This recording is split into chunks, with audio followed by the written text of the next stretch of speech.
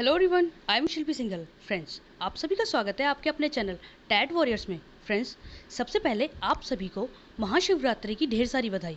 Friends, कैसे हैं आप सभी? आई होप आप सभी बहुत अच्छे होंगे और पूरा मन लगाकर अपने एग्जाम्स की तैयारी कर रहे होंगे। फ्रेंड्स, हर बार की तरह इस बार भी हम अपनी वीडियो में एक नया टॉपिक लेकर आए हैं, जो टॉपिक है रेखाचित्र, संस्मरण, जीवनी और आख्यायिका में अंतर। फ्रेंड्स, हम अपनी आज की वीडियो के द्वारा ये बताने वाले हैं कि ये सब क्या है और इन सभी में क्या अंतर है।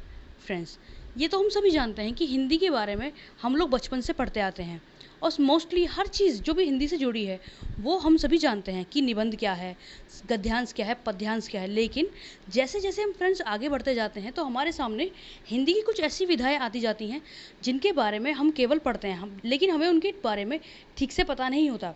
तो फ्रेंड्स, हमारा ये प्रयास है कि हम अपनी आज की इस वीडियो के द्वारा कुछ विधाओं की जो कन्फ्यूजन है, जिनमें से हमने आज 4 विधाएं चुनी हैं, उन विधाओं के कन्फ्यूजन्स को हम दूर कर सकें।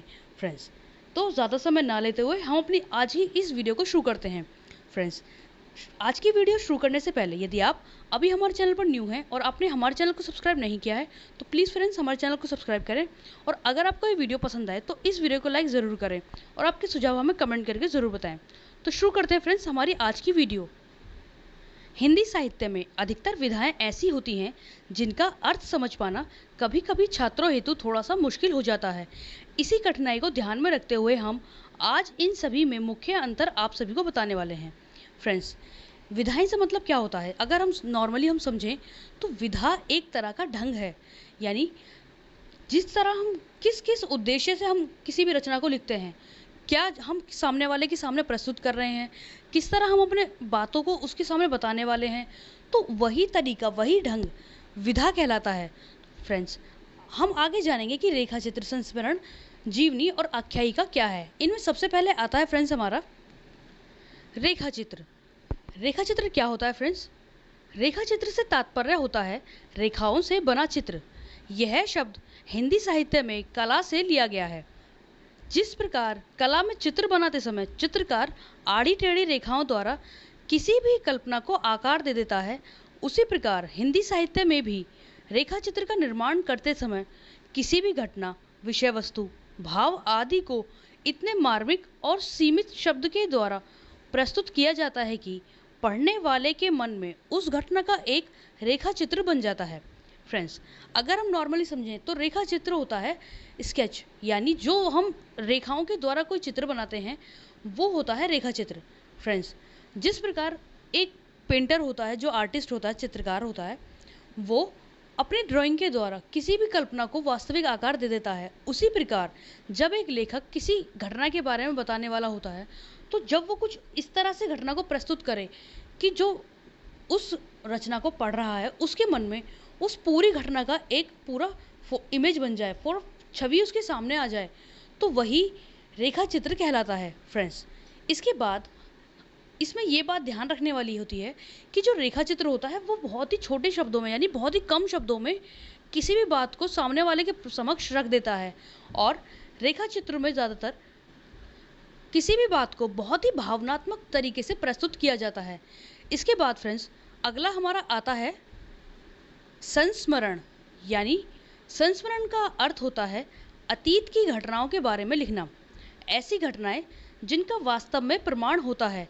इसमें कल्पनाओं को कोई स्थान नहीं दिया जाता, केवल उन्हीं बातों का समावेश होता है जो वास्तव में घटित होती हैं। संस्मरण का संबंध केवल अतीत से ही होता है, वर्तमान और भविष्य से नहीं। फ्रेंड्स, संस्मरण, जैसा कि इसके शब्द से ही हमें पता चल रहा है, स्मरण यानी याद करना, जिसमें पुरानी बीती बातों को याद करके जिन बातों का, जिन घटनाओं का जो लेखक होता है वो या तो वो उसने खुद देखा हो उस चीज़ को, या उसके पास उन सभी घटनाओं को प्रूफ करने के लिए कोई सबूत हो, तो ऐसी घटनाएं, ऐसी जिन बातों को वो दूसरों के समक्ष लाना चाहता है, दूसरों को उस बारे में बताना चाहता है, ऐसी घटनाएं ही संस्मरण कहलाती हैं। फ्रेंड्स, ये बात ध्यान रखने वाली है कि जब भी एक लेखक संस्मरण लिखता है ना, तो उसमें कल्पनाओं को कोई स्थान नहीं दिया जाता।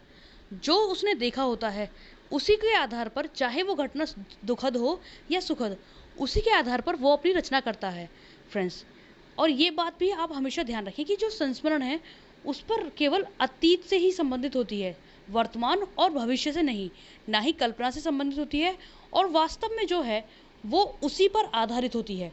इसके बाद अगला आता है फ्रेंड्स हमारा जीवनी। फ्रेंड्स, जीवनी को अगर हम नॉर्मली हम आज की बोलचाल की भाषा में समझें तो इसे हम बायोग्राफी बोलते हैं इंग्लिश में। बायोग्राफी फ्रेंड्स आप काफ़ी हद तक समझ गए होंगे। जैसे अगर हम किसी ऐसे व्यक्ति विशेष की हम कोई जीवन के बारे में जानना चाहते हैं तो उसकी ही जीवन से संबंधित सभी घटनाएं उसकी जीवनी कहलाती है। फ्रेंड्स, इसे हम यहाँ समझने की कोशिश करते हैं क्या है ये। जीवनी का अर्थ होता है किसी व्यक्ति विशेष की जीवन की सभी महत्वपूर्ण घटनाओं को शामिल करते हुए उसकी जीवन यात्रा के बारे में बताना। जीवनी के द्वारा किसी व्यक्ति के जीवन की वे सभी बातों को एक रोचक तरीके से प्रस्तुत किया जाता है जिसमें भावनाओं का भी समावेश रहता है। फ्रेंड्स, ये बात आप हमेशा ध्यान रखें कि एक जीवनी जो होती है वो किसी एक व्यक्ति विशेष की केवल जो महत्वपूर्ण घटनाएं हैं जीवन की, जिन्होंने उसका जीवन पूरी तरह बदल दिया, या वो घटनाएं जो उसके जीवन में बहुत महत्वपूर्ण भाग रखती हैं, महत्वपूर्ण रोल रखती हैं, भूमिका रखती हैं, उन सभी बातों के बारे में सामने वाले को बताना ही जीवनी का उद्देश्य होता है। फ्रेंड्स, जीवनी जो होती है वो एक रोचक तरीके से सामने वाले के प्रस्तुत की जाती है और इसमें भावनाओं का भी समावेश रहता है। फ्रेंड्स, इसके बाद जो अगली आती है हमारी वो क्या है,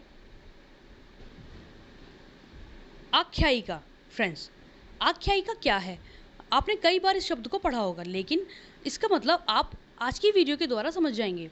फ्रेंड्स, आख्यायिका का तात्पर्य होता है लघु कथा, अर्थात किसी विषय वस्तु या किसी सामाजिक समस्या की ओर लोगों का ध्यान आकर्षित करने हेतु निर्मित की जाने वाली विधा ही आख्यायिका कहलाती है। इसका प्रचलन हिंदी साहित्य के साथ साथ आजकल प्रत्येक जगह पर देखने को मिलता है, जिसका जनमानस पर प्रत्यक्ष प्रभाव देखने को मिलता है। फ्रेंड्स, आख्यायिका मतलब शॉर्ट स्टोरी यानी लघु कथा। इसका तात्पर्य हो गया फ्रेंड्स, जैसे मान लीजिए समाज में कोई किसी तरह की बहुत बड़ी समस्या है, यानी मान लीजिए अगर हम नॉर्मल समझें तो जैसे आजकल मुहिम चलती है बेटी बचाओ बेटी पढ़ाओ, इस पर कोई एक शॉर्ट फिल्म बना करके सभी को लोगों को इसके बारे में अवगत कराना कि अगर बेटियां ही ना होंगी तो आगे कैसे समाज बढ़ेगा, कैसे जीवन में तरक्की आएगी। इस तरह की हर बातों को समझाना और पढ़ना कि हर एक क्लास के लिए, हर वर्ग के लिए कितना ज़रूरी है, ये सब भी सभी के समक्ष प्रस्तुत करना।